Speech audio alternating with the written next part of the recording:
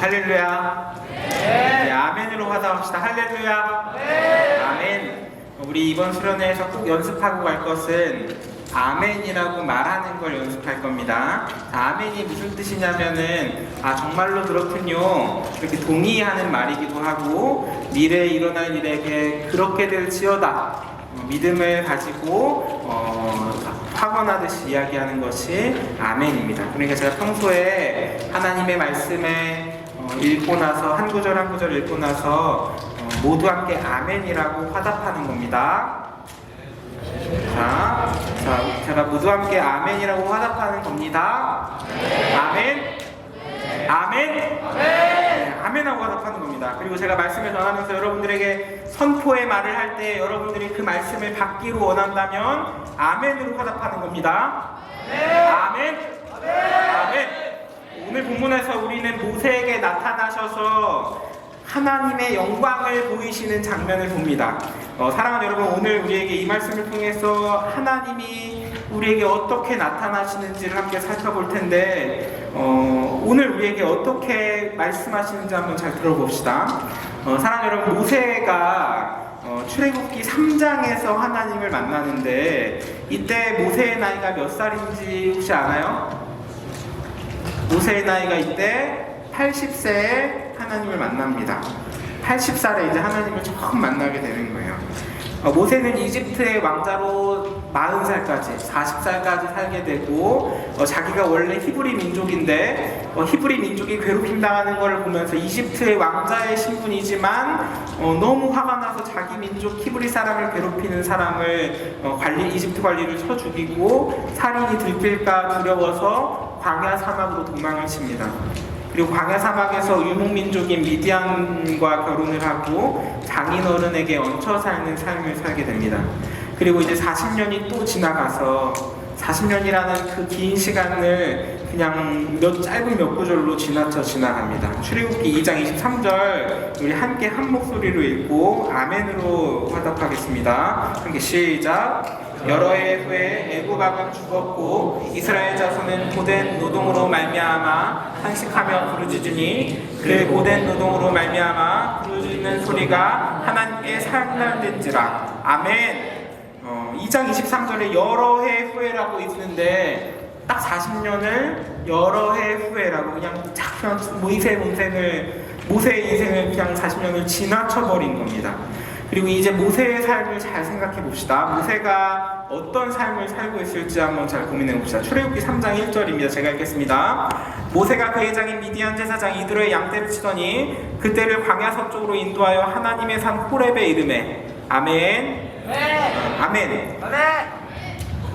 모세가 지금 뭐 하고 있냐면 장인어른의 양떼를 치고 있는 겁니다. 나이 80살 먹어가지고 이제 장인어른의 양떼를 치고 있는 겁니다. 나이가 80이 되면은 이제 청년이 아닙니다. 나이가 아주 많은 거예요. 이제 장인어른의 양떼를 치면서 40년이라는 시간을 이제 막 흘려보내고 있습니다. 만약에 하나님께서 모세를 부르시지 않는다면 어떨까요? 하나님께서 모세를 부르시지 않는다면 아마 80살에 양떼 치고 81살에 또 양떼 치고 쭉 양떼를 계속 치고 살아갔을 겁니다. 그냥 죽을 때까지 양떼 치면서 그리고 그냥 그렇게 살아갔을 겁니다. 그런데 80살에 갑자기 하나님께서 모세를 부르시는 겁니다. 사랑하는 여러분, 하나님의 부르심에 갈급함으로 급한 마음을 갖지 않기를 소망합니다. 아멘. 제가 청소년 시기를 돌이켜보면 저는 하나님에 대한 갈급함으로 많이 몰두했던 것 같아요. 저도 여러분들처럼 청소년의 시기가 분명히 있었어요.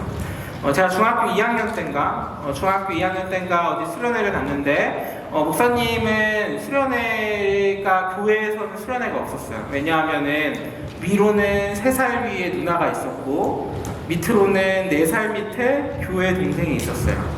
그러니까 교회에 내가 중학교 1학년 때 3살 위에 누나랑 고1 누나 한 명 있는 거고, 친누나예요. 심지어 누나랑 나 둘 있어요. 그리고 이제 3년 지났어요. 고1 됐어요. 고1 때는 여기 초등학교 6학년이니까 누나는 20살이고, 그러니까 이제 없어요. 청소년부라는 게 없어요. 지금 여러분들이 이 청소년부 이렇게 함께하고 있는 게 너무 신기한 겁니다. 그래서 교회 안에는 청소년부가 없어서 연합수련회를 간 것 같아요. 아마 제가 노회인가 혹은 총회 수련회인가를 간 것 같습니다. 노회 수련회였던 것 같아요. 노회 수련회. 그냥 교회들이 한 15개, 20개 정도 모여가지고 이제 갔어요. 그런데 수련회를 갔는데 수련회에서 설교하시는 목사님이 기도하면 다 이루어진다는 겁니다. 그리고 그때 이제 수련회가 방언을 받기를 구하는 그런 수련회였어요. 이제 은사를 주신다. 하나님께서 우리에게 은사를 주신다. 이 자리에서 방언을 받기로 기도하면 방언을 다 받을 거랍니다. 방언이 뭐냐면 우리가 막 알지 못하는 말로 막 기도를 하는 겁니다. 뭐 아사라비아, 콜롬비아 막 하는 친구도 있고, 뭐 제 친한 친구 중에 한 친구는 일본어를 자꾸 하는 거예요. 막 쿠다사이 막 이러는 거예요. 네? 쿠다사이가 무슨 뜻이죠? 주세요? 주세요 맞나요? 아무튼 뭐 자꾸 이렇게 막 일본어로 막 해요. 그리고 막 뭐 알랄랄라 막 하는 그런 게 방언으로 막 기도를 하는 겁니다. 근데 이게 저도 목사님도 중학교 2학년 때 15살 때 이게 방언으로 기도하는 게 너무 뭔가 멋있어 보이는 거예요. 방언을 받고 싶다. 이거 방언을 해본 적이 없으니까 어떤 감각인지는 모르겠는데 이제 방언으로 기도하는 그 친구들이나 다른 사람들한테 그거를 물어보니까 기도하는데 막 에너지가 막 있대. 그리고 기도하는 그 목소리의 그 기도의 목소리 안에서 하나님이 생생하게 느껴진다는 겁니다. 그러니까 이 얘기를 들었을 때 나도 방언으로 기도하고 싶다. 왜냐하면 저한테 중학교 2학년 시기가 어떤 시기였냐면 저한테도 굉장히 중요한 시기입니다. 중학교 2학년에 많은 일들이 있었어요. 제 사춘기가 중학교 2학년 때 제일 심했던 것 같습니다. 사춘기가 제일 심했다라는 의미가 뭐냐면 나는 누구인가? 나는 왜 살아가야 하는가? 이런 질문에 많이 고민을 하고 있던 시기입니다. 그리고 저희 집은 목사님이 이제 아빠가 목사님인 집안이라고 했어요. 아빠도 하나님을 믿고 엄마도 하나님을 믿고 누나도 하나님 믿고 뭐 이제 친척들도 많은 분들이 하나님을 믿고 있어요. 그리고 저는 뭐 하나님 뭐 믿기야 하지만 일단은 가족을 믿으니까 난 아빠를 믿고 엄마를 믿고 누나는 조금 그때는 안 믿었던 것 같아요. 중학교 때 누나 고등학교 때 일진이어가지고 좀 개차반이었어요. 대학교 가서 사람 된 게 진짜 신기한데 그러니까 아빠가 교회 생활을 열심히 하니까 저도 궁금한 겁니다. 아빠가 믿는 하나님이 어떤 하나님일까? 나도 하나님 만나고 싶다. 하나님 궁금하다. 제 가족이 모두 다 하나님이 제일 중요하다고 이야기를 하는데 나도 그 하나님 좀 만나고 싶다. 이 마음이 막 드는 겁니다. 그러면서 수련회를 왔는데 앞에서 설교하시는 목사님이 오늘 이 자리에서 방언을 구하면 모두 다 방언을 받을 줄로 믿습니다. 아멘. 막 이렇게 말씀을 하시는 겁니다. 그리고 저도 방언으로 막 기도를 하고 싶은 거예요. 그래서 저도 제가 방언을 받게 해주세요. 막 이렇게 막 기도를 했어요. 지금처럼 여러분들한테 아멘으로 화답하라고 할 때 저는 아멘 열심히 했어요. 나는 아멘 열심히 하는 사람 중에 하나였어요. 하나님 만나고 싶어서. 그런데 이제 방언하게 해주세요. 방언하고 싶습니다. 나도 좀 기도하고 싶어요. 막 그렇게 기도를 했는데 제가 방언을 했을까요? 못했을까요? 했어요. 어떻게 그렇게 확신해? 방언을 할 수도 있지. 못했어요. 그리고 또 목사님이 기도회를 오래 했어. 그때는 진짜 야성이 있는 시대였어. 지금 좀 야성이 없어진 시대인데 그때는 기도회를 막 1시간은 기도회가 짧게 했는 거고 한 2시간, 3시간 막 이래. 방언을 받을 때까지 합시다. 막 이러는 거예요. 오늘 또 어떻게 해볼지 모르겠는데 열심히 기도하는데 막 또 방언이 안 되는 거예요. 내 옆에 있는 친구들은 방언을 막 해. 막 옆에 있는 친구 모르는 애들이에요. 노예 수련회 갔다니까 모르는 애들인데 막 여기서는 다 기도를 열심히 하고 방언을 막 해. 그러니까 이렇게 방언을 하는 애들이 막 모르는 애들이 막 하나둘씩 방언을 하는데 내가 방언을 못 하고 있으니까 이렇게 몇 번 반복되고 기도회가 계속되는데 제가 어떤 마음인지 알까요? 제가 어떤 마음이었을까요? 하나님이 안 믿겨지는 겁니다. 제 평생에 하나님의 존재를 향한 불신이 가장 클 때가 딱 이때였어요. 그 수련회 때였어요. 내 마음은 분명히 진심인데 앞에 있는 목사님이 기도하면 분명히 이루어진다고 했는데 나는 기도를 열심히 했는데 내가 진심인데 나는 진짜로 방언을 받고 싶은데 왜 하나님 안 주시지? 이렇게 생각을 하는 거예요. 이루어지지 않는 거를 보니까 이건 사기다. 이거는 거짓말이다. 이거는 목사님이 거짓말을 하고 있는 거다. 일어나지 않을 일을 말하고 있는 거다. 하나님이 안 계신 거다. 내 옆에 있는 애들이 방언을 하는 게 이게 진짜로 방언을 하는 게 아니고 가짜로 방언하는 거다. 이런 마음이 막 드는 겁니다. 이 중학교 2학년 때. 그리고 전혀 기도도 안 되고 수련회장 박차고 나가서 밖으로 뛰쳐나와가지고 저기 유리문 밖에 나가가지고 저 캄캄한 밤에 혼자 있었어요. 이번 수련회 준비하면서도 이제 수련회장에서 어디 혼자 가는 애가 없도록 저처럼 없도록 선생님들한테 잘 확인해 달라고 했는데 제가 그런 애였던 거예요. 근데 제가 혼자서 이렇게 막 뛰쳐나가는 애였던 거예요. 그런데 이제 기도회가 끝났는지 안 끝났는지 모르겠는데 제 아버지가 저를 찾아오신 겁니다. 노예 수련회니까 아빠도 같이 갔는데 애가 갑자기 뭐 나갔는데 안 보이니까 찾으러 오신 거예요. 그런데 이제 제가 이제 아버지를 신뢰하는 마음이 있으니까 아빠가 나를 정말로 사랑하시는구나, 아빠에 대한 신뢰하는 마음이 있으니까 제가 가진 마음들을 아버지랑 충분히 나눴습니다. 그런데 아버지가 하시는 말씀이 저한테 너무 큰 위로가 되는 겁니다. 성경을 찾아보면서 방언을 꼭 해야 하느냐, 그렇지 않다 말씀을 하시는 겁니다. 성경 말씀을 찾아주는 겁니다. 어떤 말씀을 찾아주셨냐면 고린도전서 14장 22절 말씀인데 우리 함께 읽어보고 아멘으로 화답합니다. 시작. 그러므로 방언은 믿는 자들을 위하지 아니하고 믿지 아니하는 자들을 위하는 표적이나 예언은 믿지 아니하는 자들을 위하지 않고 믿는 자들을 위함이니라. 아멘. 방언은 하나님을 믿지 않는 사람들을 위한 기적이고 하나님을 믿는 사람들을 위해서는 하나님의 말씀, 예언이 있다는 겁니다. 그러니까 지금 제가 하는 말이 방언이 나쁘다는 게 아닙니다. 방언도 하나님과의 교제를 위하여 주시는 선물이고 하나님께서 주시기만 한다면 우리 지금 받기를 구해야 합니다. 하지만 방언이 우리가 바라보아야 할 우리의 신앙의 마지막 종착점에 있는 방언만 하면 우리의 신앙이 완성됩니다. 방언만 하면 나 이제 완전한 믿음을 가지고 있습니다. 이렇게 말한다면 꼭 그런 게 아니에요. 그리고 이렇게 말씀해 주시는 아버지께서도 방언을 못한다는 거예요. 그리고 이어서 이제 저에게 하나님의 말씀을 어떻게 생각하느냐, 너는 하나님의 말씀을 어떻게 느끼니, 하나님의 말씀을 어떻게 받아들이니, 이렇게 이제 선문답을 했는데 제가 하나님의 말씀이 하나님의 말씀이지 않을까요? 좀 이상한 말이지만 중학교 2학년의 대답인 거예요. 그냥 하나님의 말씀, 진리의 말씀일 거다. 뭐 엄청 확신을 막 가지고 막 이야기한 건 아니고 그냥 이야기했던 거예요. 그런데 지난주 주일에 함께 봤던 말씀인데 우리 요한일서 2장 5절 우리 함께 보겠습니다. 시작. 누구든지 그의 말씀을 지키는 자는 하나님의 사랑이 참으로 그 속에서 온전하게 되었나니 이로써 우리가 그의 안에 있는 줄을 아노라. 아멘. 하나님의 말씀을 지키는 사람은 하나님이 동행하신다는 겁니다. 하나님을 경험하기 위해서는 방언이 필요한 것이 아니고 하나님이 예언하신 그 말씀을 내가 어떻게 생각하고 있느냐, 내가 어떻게 믿고 있느냐, 내가 어떻게 이 믿는 마음을 가지느냐, 이게 중요한 건데, 그리고 그때 제 마음에 드는 생각이 내가 방언을 위해서 기도할 때 어떤 강렬한 느낌이나 체험이나 막 하나님의 임재를 경험으로 구했던 저의 기도를 발견했습니다. 그리고 방금 읽었던 요한일서 2장의 말씀을 딱 보면서 이게 진짜로 하나님의 말씀이구나. 그전에는 그냥 하나님 말씀이겠지, 하나님 계시겠지, 이런 느낌이었는데 이게 어떤 이 느낌을 뛰어넘는 어떤 경험을 뛰어넘는 강한 확신이 저에게 다가온 겁니다.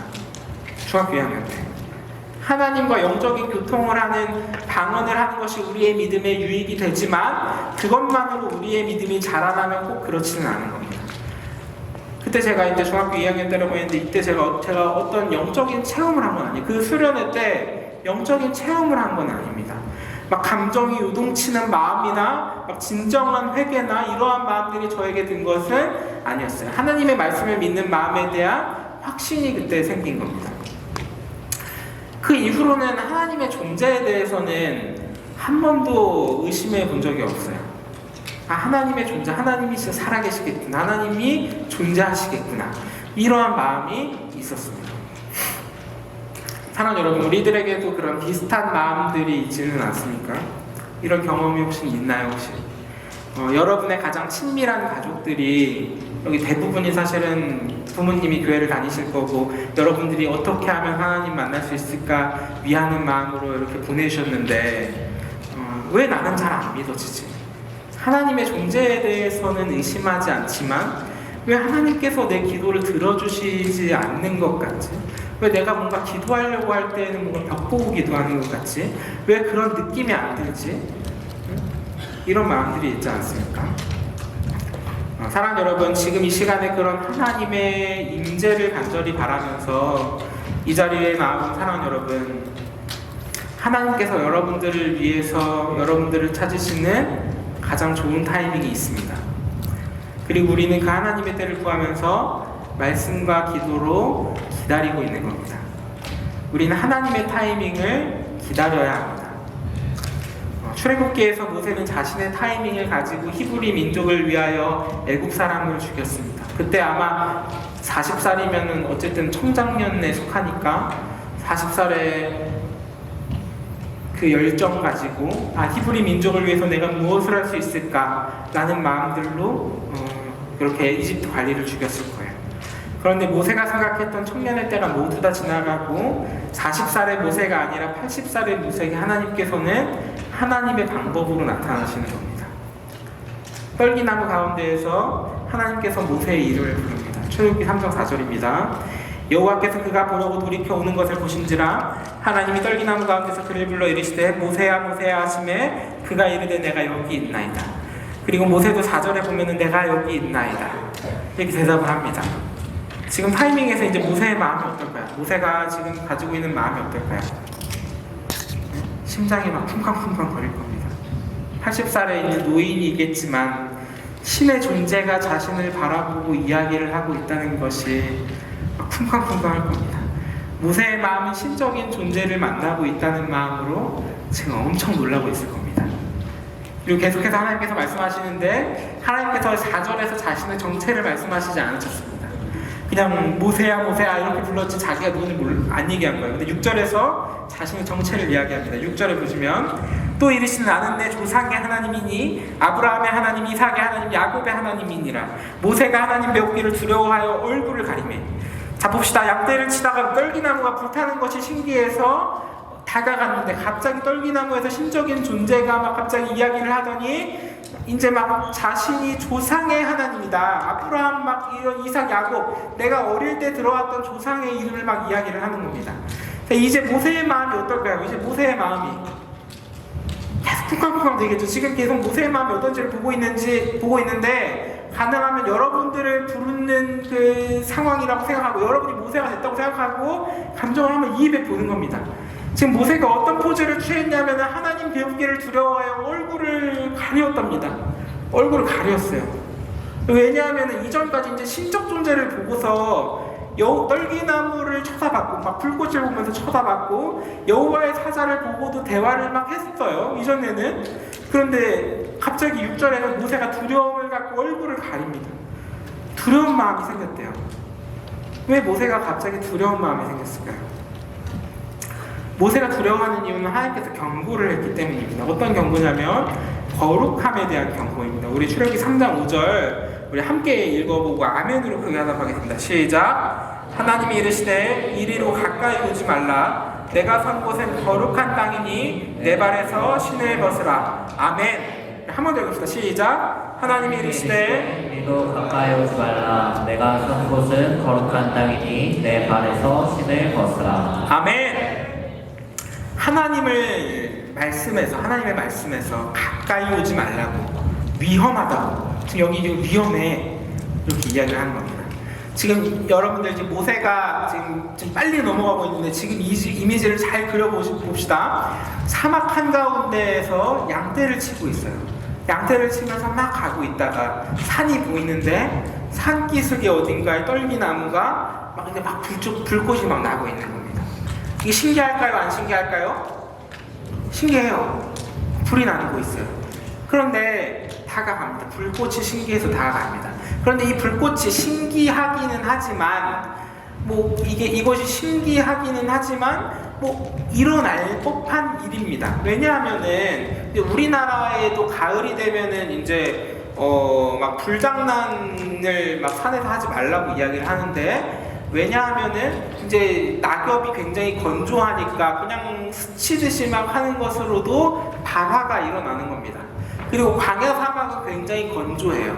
그렇기 때문에 나무에 그냥 떨림들 안에 바람이 그냥 스치듯이만 해도 불꽃이 일어나서 불이 날 수 있어요. 그러니까 이 불꽃이 일어나는 것에 그냥 신기하지만 뭐 그렇다고 없을 만한 일이 일어나는 건 아닙니다. 그런데 여호와의 사자가 모세에게 나타났을 때 하나님께서 불꽃으로 임재를 하셨습니다. 그리고 하나님의 불꽃에 대해서 이런 말씀이 있는데, 신명기 4장 24절 상반절입니다. 신명기 4장 24절 상반절. 내 하나님 여호와는 소멸하는 불이시오. 아멘. 하나님의 성질을 알아야 하는데 하나님이 소멸하는 불꽃이라고 했습니다. 하나님의 불꽃이 어떤 성질을 가지고 있냐면, 모든 것을 한 줌의 재도 남기지 않고 소멸시키는 불꽃이에요. 하나님이 어떤 분이냐면 이 세상에 그 무엇보다도 깨끗하고 완전히 깨끗하고 흠잡을 곳이 없는 온전하신 분이 하나님입니다. 그리고 하나님의 온전함, 하나님의 완전하심, 그것이 거룩함이에요. 거룩이라는 말은 구별되다라는 의미를 가지고 있는데, 된 것 같아요. 네. 사실 외모는 중요하지 않아요. 목사님 뭐 외모 잘합니다. 하나님의 온전함, 그 완전함, 거룩함이 그 불꽃에 담겨 있다고 하는 거예요. 구별되다라는 말의 의미가 그 무엇과도 비교할 수 없는 거룩하신 분이 하나님이다. 이걸 이야기하는 겁니다. 사랑하는 여러분, 하나님의 깨끗함, 하나님의 거룩함을 우리가 알아야 하는데, 왜냐하면 우리들이 평소에 하나님 아버지라고 이렇게 습관적으로 그냥 쉽게 부르는 일들이 있잖아요. 하나님 아버지 제 소원 좀 들어주세요. 여기 하나님 아버지 저 세븐틴하고 결혼 좀 시켜주세요. 이렇게 기도하는 친구가 어디 있죠? 네, 아는데 그 반직도 끼고 세븐틴 반직 끼고 있다고 자랑하고 막, 그리고 막 매일 밤마다 세븐틴이랑 만나게 해주세요 막 이렇게 기도하고, 그리고 여기 그런데 그거 알아요? 제 여동생도 같은 기도를 하고 있다는 거. 제 여동생도 세븐틴하고 결혼시켜 달랍니다. 누구의 얼굴을 두고서 기도하고 있는지는 모르겠는데 겹치지 않기를 바랍니다. 어쨌든 이제 쉽게 그런 기도가 납니다. 하나님 아버지 도와주세요. 그런데 하나님의 거룩함을 안다면 우리는 하나님께 쉽게 다가갈 수 없습니다. 왜냐하면은 하나님의 깨끗함은 그 무엇과도 비교할 수 없기 때문입니다. 여러분, 아침에 이제 토스트를 아마 내일 먹겠죠? 토스트를 막 먹을 겁니다. 토스트를 선생님들이 아침에 막 구워주신다고 그랬어요. 토스트에 이제 잼을 정성스럽게 잘 바릅니다. 잘 바르다가 갑자기 바닥에 툭 떨어졌어요. 근데 또 그런 법칙이 있죠. 토스트가 바닥에 떨어지면은 어느 면으로 떨어지는가? 잼 발린 면으로 바닥에 떨어지는 법칙이 있어요. 그리고 여러분들이 토스트를 다시 탁 주었어요. 이거 여러분들 먹을 수 있어요?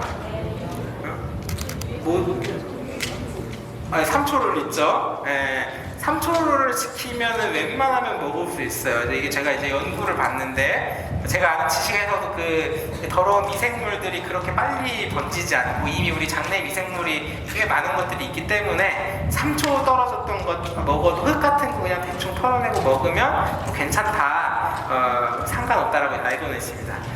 그런데 우리가 모두가 인정하는 것이, 이것을 먹을까 말까 고민이 되는 이유는 지금 토스트가 바닥에 떨어지면서 깨끗해졌어요? 더러워졌어요? 더러워졌어요. 왜 깨끗하지 않은 거죠?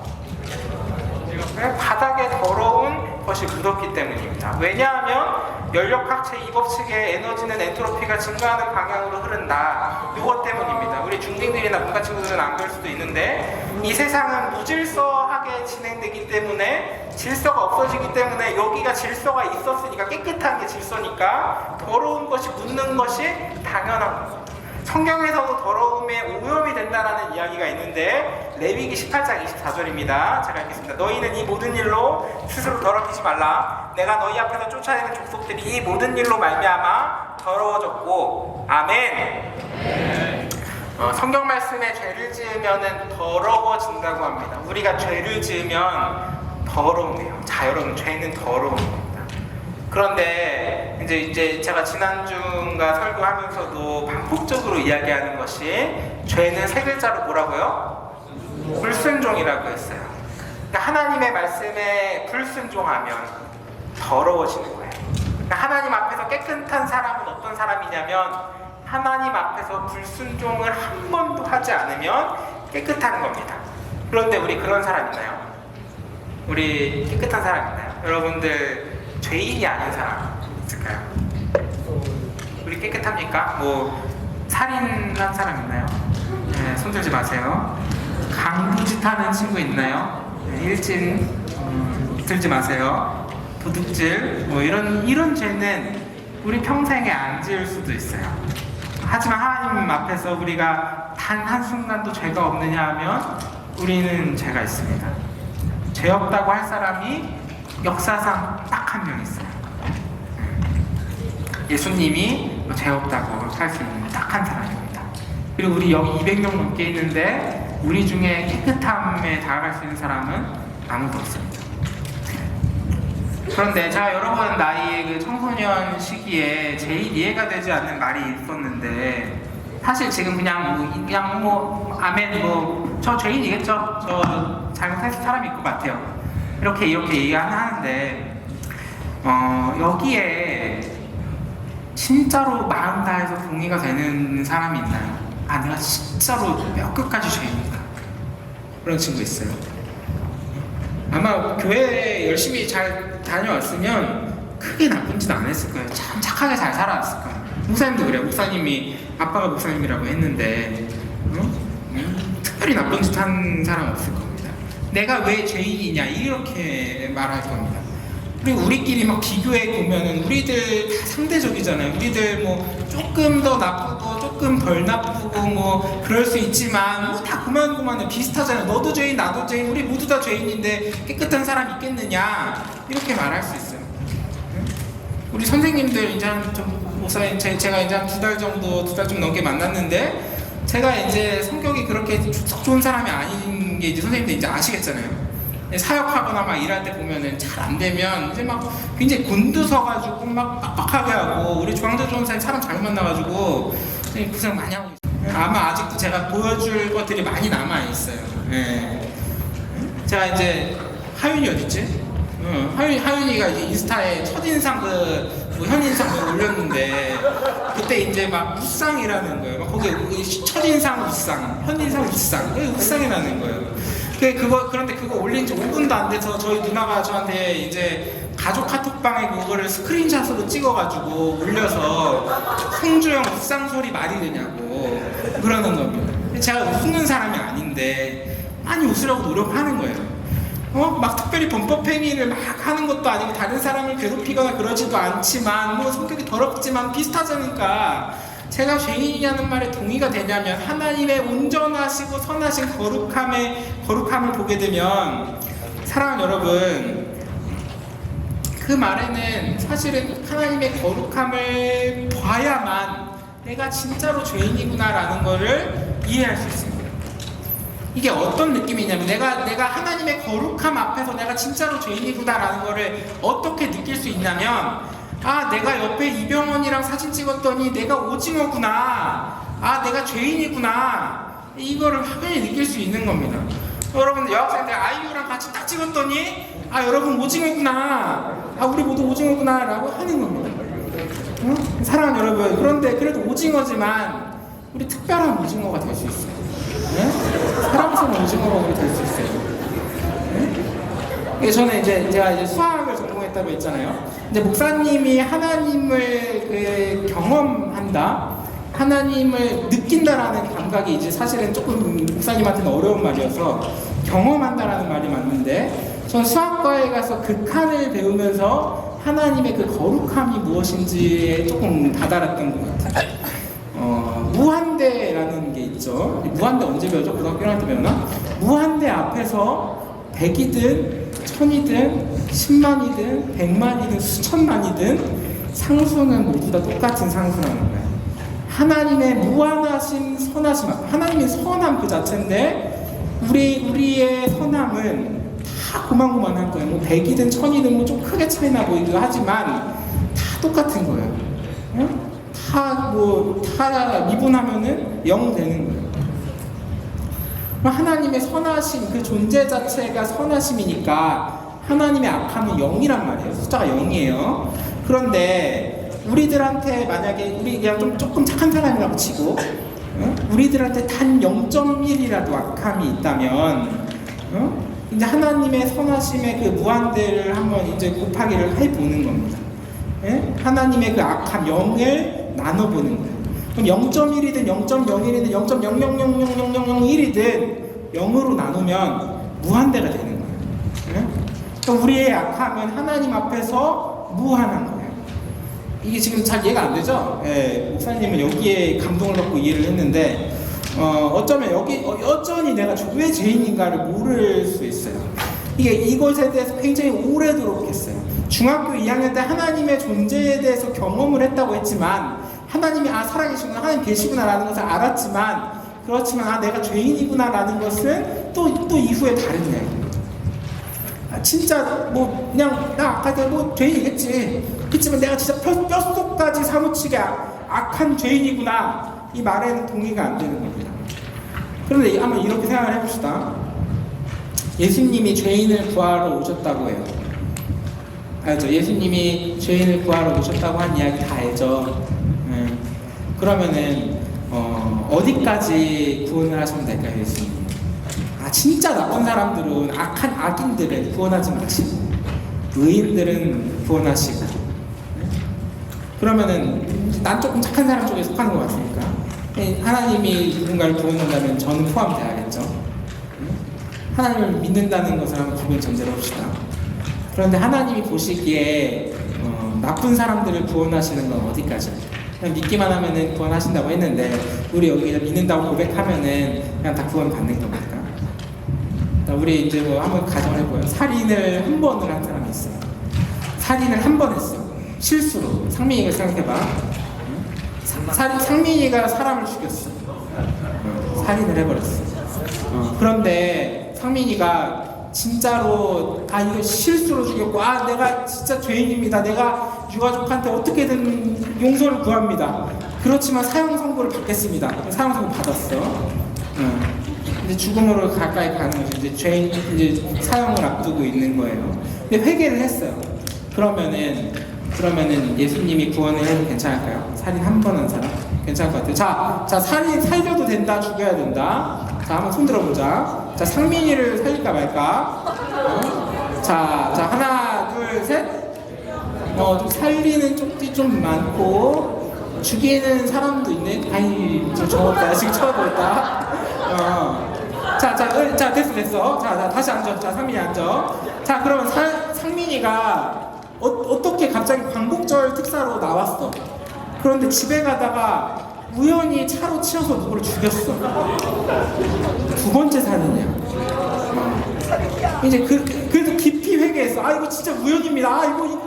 이거 사람들이 안 믿어줄지 모르겠지만 사이코패스라고 생각할지 모르겠지만 얘도 했어. 자 이제 상민이를 구원해줘야 될까? 예수님 입장에서 두 번 죽였어. 구원해줘도 될까? 내라고 했어. 자 그러면은 이제 이게 계속 반복돼. 이게 우연히 겹치면은 이게 우연이 아니라고 하는데 막 3번 죽이고 4번 죽이고 해. 매번마다 진짜 격하게 이제 회개를 해. 언제까지 구원을 해줘도 되는 걸까요? 한 10번, 11번. 한 10번은 살리고 11번은 이제 지옥 가야 됩니다. 이거 기준을 막 잡아야 된단 말이에요. 이제 여기 이렇게 했어? 11번은 죽여. 11번은 지옥 가야 돼. 10번까지는 그래도 예수님이 구원해 주시겠대. 자, 그러면 이제 강도짓을 이제 여기서 얼만큼 더 해볼 수 있을까? 살인은 10번까지면 딱 됐어. 이제 커트라인이야. 더 하면 안 돼. 근데 강도짓은 살인보다는 아니니까, 이 극한 얘기하는 거예요, 이거 지금. 네, 극한이 이제 어디 전무로 계속 가까이 가는 거니까, 어디까지 다가갈 수 있을까? 커트라인을 만들어야 되는데, 우리가 하나님의 뜻을 모를지라도 커트라인을 만든다는데, 이게 말이 되냐는 말이에요. 모순이 생긴 거. 모순이 생기는 거예요. 자, 수학과에서는 이제 이것저것 한 4년 동안 증명만 열심히 하는데, 이제 증명을 하다가 이제 하는 큰 논리 중에 하나가 결과가 모순이면 가정이 거짓이라는 것을 배워요. 그럼 가정을 고쳐야 되는데, 우리가 무엇을 가정했냐면 예수님이 죄인을 구하러 오셨다, 이거를 하나를 가정했고, 두 번째로는 진짜 나쁜 사람들보다는 내가 덜 나쁜 사람인 것 같다, 이거를 가정했어요. 둘 중에 하나가 거짓이 돼야 되는 거예요. 예수님이 죄인을 안 구하러 온 걸까? 예수님 죄인을 구하러 온 게 거짓말일까? 아니면 내가 진짜 나쁜 사람인가? 선택을 해야 되는데, 하나님을 믿지 않는다면 예수님이 죄인을 구하러 오지 않는다고 믿는 게 맞는 것 같아요. 난 좀 덜 나쁜 사람이야, 이렇게 생각하는 것 같아요. 예수님이 죄인을 구하러 오시지 않은 거예요. 예수님이 죄인을 구할 능력이 없는 거예요. 그런데 하나님을 믿는다면, 하나님의 존재를 믿는다면, 하나님의 살아계심을 믿는다면, 이런 추론을 할 때에는 하나님의 존재를 믿고 하나님의 말씀을 믿기 때문에 내가 죄인인 게 느껴지는 거예요. 이상한 포인트에서 목사님이 죄인인 것을 느낀 건데, 사랑 여러분, 우리는 하나님 앞에서 죄인입니다. 그리고 지금 멀리 돌아왔는데 오늘 본문에서 모세도 똑같이 죄인인 거예요. 그래서 소멸하는 불꽃 앞에 더 이상 가까이 나가는 게 위험한 거예요. 모세도 똑같이 죄인이기 때문에 하나님은 가까이 오지 말라고 경고를 하시는 거예요. 우리 말씀 다시 한번 봅시다. 3장 5절입니다. 함께 보겠습니다. 시작. 하나님이 이르시되 이리로 가까이 오지 말라. 아멘. 다시 말씀을 돌아온 겁니다. 자, 이 자리에 누가 있든 모세가 있든 내가 있든 뭐 여러분 그 누가 있든지 하나님은 누가 있든지 가까이 오지 말라고 막으셨을 거예요. 그리고 그 이유가 뭐냐면 우리 모두가 죄인이기 때문에, 하나님은 소멸하는 불꽃이시기 때문에, 하나님은 거룩하신 분이시기 때문에 우리가 가까이 다가갈 때 하나님은 모든 것을 불태우십니다. 그리고 모세는 이것을 알았기 때문에 하나님의 영광을 두려운 마음으로 쳐다보지 못하고 6절에서 하나님을 보기를 두려워하고 막 얼굴을 가린 겁니다. 그러니까 우리들이 하나님의 그 거룩하심에 대해서 알았다면 우리 하나님께 이렇게 쉽게 막 다가가고 기도할 수 있냐면 기도 못해요. 세븐틴이랑 결혼하게 해주세요 이렇게 기도하는 게 맞지 않는다는 겁니다. 응? 지금까지 따라왔으면 진짜 많이 따라왔어요. 사랑하는 여러분, 자, 지금 여러분이 이렇게 하나님의 영광에 대하여 이야기를 많이 들을 기회가 없어요. 하나님의 영광이 어떤 건가? 지금 하나님의 무한한 영광을 바라보고 우리들이 모세가 되었다고 생각하고 하나님의 영광을 바라보자, 따라가 보는 겁니다. 그럼 하나님의 영광을 두려워할 만큼 그런 생각이 있다면 하나님의 말씀에 순종해야죠. 모세는 두려워할 만큼 마음이 있다면 하나님께서 시키시는 것이 무엇이든 순종해야 합니다. 그런데 오늘 본문에서 이렇게나 영광스럽게 나타나신 하나님께 모세가 어떻게 반응하는지를 함께 봅시다. 이제 한두 구절만 보면 됩니다. 우리 다 왔습니다.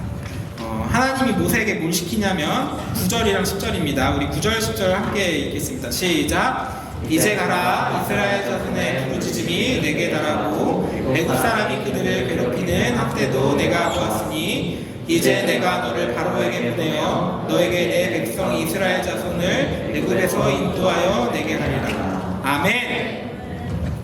내가 이스라엘 자손들의 고통스러운 부르짖음을 들었다. 그래서 내가 너를 사용하기로 했다. 이제 가라. 이제 시작하라. 우리 용인제일교회 표어기도 한데 이제 시작하라. 하나님이 너를 쓰시기로 결정하셨다. 이제 넌 가라. 하나님이 이렇게 말씀하시는데 모세를 통해서 이스라엘 백성들을 통해서 애굽에서 데리고 나올 계획을 세우신 겁니다. 그러면 이제 모세가 하나님의 영광을 두려울 정도로 보았다면은 네, 알겠습니다. 충성을 다하겠습니다. 내가 뭔가 해보겠습니다. 이렇게 이야기를 해야 하는데 모세가 순종을 하지 않습니다. 11절입니다. 모세가 하나님께 아뢰되 내가 누구이기에 바로에게 가며 이스라엘 자손을 애굽에서 인도하여 내리이까. 아멘. 지금 11절에서만이 아니고 모세는 여러 번 하나님께 거절하고 자신은 못한다고 이야기를 합니다. 그리고 하나님은 모세에게 네가 해야 된다. 너가 할 거다. 계속해서 말씀하세요. 오늘 살펴보지 않을 텐데 이런 내용이 3장 내내 계속 나오고 4장에서도 하나님은 가라 하시고 모세는 못 간다고 하고 계속 반복됩니다. 이게 지금 앞뒤 내용이 굉장히 이상한 거예요. 하나님의 현현으로 하나님의 그 영광스러운 불꽃을 보고 그 소멸하는 불꽃을 보고 하나님의 거룩하심이 무엇인지 보고 다가갔던 모세가 하나님의 말씀에 순종하지 않는 겁니다. 쉽게 말하면 불순종을 하고 있는 건데, 그런데 불순종은 죄라고 했죠. 모세는 지금 죄를 짓고 있는 거예요. 그런데 하나님은 모세를 특별하게 여기시고 이것을 죄로 여기지 않았어요. 반복해서 설득을 하십니다. 하나님은 모세를 포기하지 않으십니다. 11절에서 모세가 거절할 때 뭐라고 말했냐면, 나는 아무것도 아닌데 어떻게 내가 이집트의 파라오 앞에 가가지고 이스라엘 자손들을 애굽에서 인도해내겠습니까? 내가 뭐라고. 지금 모세는 자기가 할 수 없다고 자신의 무능력을 이야기합니다. 그리고 11절 이후에도 반복적으로 자기는 할 수 없습니다. 나는 입이 짧아서 말을 못합니다. 뭐 이렇게 이야기를 합니다. 지금 모세의 마음이 어떤 마음이냐면, 하나님의 영광을 보았음에도 불구하고 이제 모세의 마음이 다 꺾인 80살이 된 겁니다. 이제 모세는 자기의 능력이 아무것도 없다고 이야기를 하는 거예요. 그리고 모세가 40살에 애굽에 있을 때 히브리 민족의 괴로움 앞에서 분노하고 애굽에서 사람을 죽였던 모습을 생각해 보면은 40년이 지난 시간 동안 모세는 진짜로 그냥 다 변해버린 겁니다. 지금 이 모습은 하나님을 불신하거나 두려움 때문에 자기가 할 수 없다고 하는 게 아니라 자신의 위치와 능력의 한계를 뼈저리게 의식한 사람으로서의 고백입니다. 40살에 내가 뭔가 해보겠다라고 했을 때, 아, 나 죄인 아니야. 나 조금 의로움이 나한테 좀 있는 것 같아. 난 뼛속까지 사무치게 죄인 아니야. 이런 마음이었을 텐데, 그런데 우리에게 말하면 하나님이 내가 너를 사용하겠다 라고 하실 때 이렇게 말하는 거예요. 하나님, 나는 죄인입니다. 의로움이라는 건 하나도 없는 죄인입니다. 어찌 저를 사용하시려고 하십니까? 저는 할 수 없습니다. 이렇게 말하는 거예요. 하나님께서는 우리를 사용하시기 위하여 우리를 철저하게 내려놓은 자리로 보내세요. 사랑하는 여러분, 우리들의 인생을 두고서 붙잡고 싶어하는 것들이 참 많을 겁니다. 욕심들이 많을 겁니다. 우리들 참 공부도 열심히 하고 싶고, 멋진 학교 생활도 잘하고 싶고, 좋은 친구들도 만나고 싶고, 가정에서는 뭐 좋은 아이가 되기 위해서 내 모습, 난 사실 그렇지 않은데 착한 아이인 척 막 힘들게 살아가고 있을 수도 있어. 난 사실 힘든데 난 괜찮은 척 하고 있을 수 있어. 내가 보기에 괜찮아 보이기 위해서. 그래서 사랑하는 여러분, 오늘 우리 내려놓아야 합니다. 저는 목사님의 아들로 자라나면서 스스로를 착한 아이가 되어야겠다라는 생각들을 많이 옥죄었어요. 학교에 가서도 친구들한테 아빠가 목사님인 건 좀 자랑스러운 일이니까, 목사님인 것을 못 말할 거 있나? 이렇게 이야기해요. 놀려도 그냥 듣고. 다른 애들이 욕하고 장난치고 놀 때 나는 목사님 아들이니까, 저는 학교 생활하면서 욕을 한 번도 해본 적이 없어요. 이게 진짜 거짓말 아닙니다. 욕을 한 번도 해본 적이 없어요. 처음 욕한 게 군대 가서 욕했어요. 본심은 안 그런데 남을 돕는 게 좋은 행동이니까 다른 친구들을 도와야 한다. 난 돕는 사람이 되어야 해. 나는 투철한 마음을 가지고 살고, 제가 청소년 때 스스로를 착한 사람이라고 생각한 이유가 있어요. 여러분들 막 욕하고 막 할 때 난 욕을 안 했습니다. 난 착한 사람이야. 누구 나보다 착한 사람이 있겠지만 내가 한 상위 1% 될 거야. 난 착한 사람이야. 생각했어요. 중학교 때 뭐 다른 애들 한창 막 야동 보고 야한 거 볼 때도 저는 교회 다니는 사람 그런 거 보면 안 된다고 막 생각하고, 그러다가 중학교 3학년 때인가 처음 야동을 그때 봤나? 어느 날 저도 이제 궁금한 겁니다. 야동 같은 거 막 봤는데 주변 친구들한테는 그래도 막 계속 안 봐왔으니까 나는 계속 안 보는 사람인 척, 끝까지 안 본 척하고, 지금 생각해보면 이게 정직하지 못했어요. 하나님 앞에서 정직하지 않고 사람들 앞에서도 가짜 모습으로 살았던 거예요. 그런데 하나님께서 우리들이 이렇게 죄인이라고 할 수 없다, 이렇게 이야기할 때 하나님 우리에게 어떻게 응답하시냐면, 우리 출애굽기 3장 12절 우리 함께 읽겠습니다. 시작. 하나님이 이르시되 내가 반드시 너와 함께 있으리라. 내가 그 백성을 애굽에서 인도하여 낸 후에 너희가 이 산에서 하나님을 섬기리니 이것이 내가 너를 보낸 증거니라. 아멘. 하나님께서는 우리의 어떠함을 보고 말씀하시는 게 아니에요. 제가 누구이기에 이집트 바로 앞에 가서 애굽의 바로 앞에 가서 말합니까? 내가 할 수 없습니다 라고 할 때 하나님께서는 우리와 함께 하신답니다. 하나님이 함께 하신답니다. 믿고 따라가면 된답니다. 사랑 여러분, 저와 마찬가지로 우리들 한 사람도 의인이 없고 우리들 모두 다 죄인인데 하나님께서 나 같은 죄인을 사용하시겠다 이렇게 말씀하실 때 12절의 마지막에 보면은 이것이 내가 너를 보낸 증거니라. 지금 하나님이 모세에게 보여주시는 증거가 뭔지 아닐까요? 지금 모세가 어떤 증거를 보고 있는지 아세요? 지금 우리가 처음부터 계속했던 그 이미지 한 장면만 보면은 이제 모세가 하나님과 대화하면서 눈앞에서 보고 있는 거는 맹렬하게 타오르는 그 불꽃을 보여주시고 계신 거예요. 가까이 다가갈 수 없는, 가까이 다가갔다 섣불리 다가갔다가 불타버릴 것 같은 뜨거울 거예요. 근데 이 불꽃은 떨기나무를 태우지 않는 불꽃이랍니다. 떨기나무가 타지 않는 것이 신기한 일이랍니다. 우리 마지막으로 한 구절만 더 보고 함께 기도하면 좋겠는데 레위기 11장 45절 함께 같이 읽어봅시다. 시작. 나는 너희의 하나님이 되려고 너희를 애굽 땅에서 인도하여 낸 여호와라. 내가 거룩하니 너희도 거룩할지어다. 아멘. 한 번 더 읽어봅시다. 시작. 나는 너희의 하나님이 되려고 너희를 애굽 땅에서 인도하여 낸 여호와라. 내가 거룩하니 너희도 거룩할지어다. 아멘. 한 번 더 읽읍시다. 시작. 나는 너희의 하나님이 되려고 너희를 애굽 땅에서 인도하여 낸 여호와라. 내가 거룩하니 너희도 거룩할지어다. 아멘. 사랑하는 여러분, 하나님이 보여주시는 불꽃은 소멸하는 불꽃이라고 했는데 모든 더러운 것들을 없애버리는 불꽃인데, 그런데 그 불꽃이 증거가 되는 겁니다. 그 불꽃 속에 떨기나무가 우리가 되는 겁니다. 하나님이 이것을 우리에게 증거로 보여주시는 겁니다. 사랑하는 여러분, 오늘 이 말씀을 듣고 마음에 요동함이 있고 여러분의 마음에 하나님을 향한 강렬한 마음들로 나아가고자 살아난다면 이 경험을 기억하십시오. 하나님의 말씀 앞에서 우리가 가졌던 그 떨림을 기억하십시오. 사랑하는 여러분, 하나님께 기도하며 나갈 때 하나님의 임재가 느껴지고 우리들을 향한 하나님의 뜨거운 사랑이 느껴진다면, 목사님은 그 느낌, 감정을 정말로 간절히 원했지만 목사님한테도 희미합니다. 그런데 어떤 친구들은 그게 참 쉽게 느껴진대요. 그렇게 쉽게 느껴지는 친구들은 그것이 여러분의 복인 줄로 알고 그 감각을 기억하십시오. 반주해 주시겠어요? 그리고 오늘 말씀을 우리 기억합시다. 하나님을 믿으며 살아갈 때 우리들이 착해지는 것이 절대로 아닙니다. 우리들 교회에 와서 같이 있다고 우리 착해지는 사람이 있냐면 착해지는 사람이 없어요. 우리들 여전히 죄인이에요. 하나님 앞에서 우리 뼛속까지 죄인입니다.